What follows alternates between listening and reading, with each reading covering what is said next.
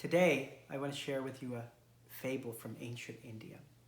This is the story of the 7 pots of gold.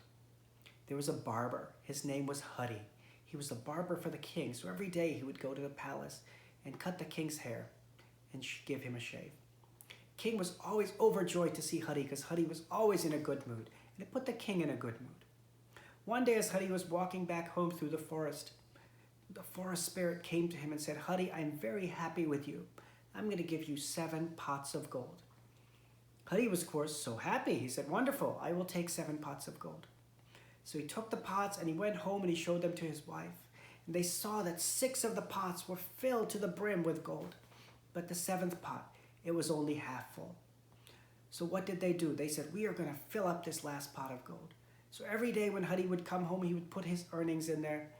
And after a few days, he realized it wasn't getting full. So then he cut back on what he was eating. He said, we're going to fill this pot up. He became a little bit anxious and disturbed by this. And he continued doing his best to fill it up. After another month, he realized this pot is not getting full. So he went to the king and I said, Your Highness, I need a raise.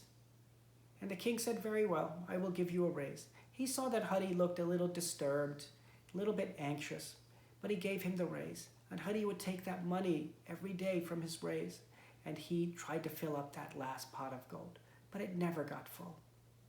After another month, he went back to the king and he said, Your Highness, I need another raise. At this time, Hari was very disturbed. He wasn't sleeping at night. He wasn't eating. He was feeling depressed. And the king looked at him and said, Hari, did the forest spirit give you 7 pots of gold? And Hari said, yes, he did. And the king said, he gave me 7 pots of gold too. And I tried my best to fill up that last pot of gold, and I couldn't. Instead of appreciating what I had, I tried to fill up that last pot of gold. The best thing you can do, Hari, is give that money back. And so Hari listened. He gave all that money back, all the gold back to the forest spirit, and he was happy. Why is this story important? What are we supposed to learn from this? The important thing we have to learn from this story is gratitude. Be grateful for the things that we do have in our life and not focus so much on the things that we don't have. What are the important things that we have in our life?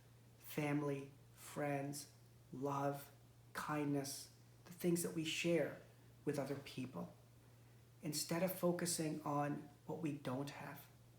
My spiritual master always says, if you want to see how rich you are, see how many things you have that money can't buy.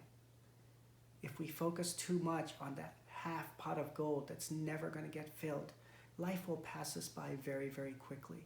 Our true focus should be on growing and deepening our relationships with each other, on growing, on deepening our own internal growth, our relationship with God. Understanding that that gratitude is such an integral factor in who we are as a person. Astrologically, this relates to the moon. The moon represents the mind, and the mind is very, very powerful in astrology. In the Bhagavad Gita, chapter 6, verse 34, Arjuna says the mind is very difficult to control. It is obstinate and strong. It is like trying to control the wind. And the very next verse, Krishna says, absolutely you are right, Arjuna. The mind is very difficult to control. But through practice and detachment, we can control it. And that practice is the practice of bhakti yoga. Through that, we can control the mind. So always remember, be grateful. Be grateful for what you have in your life.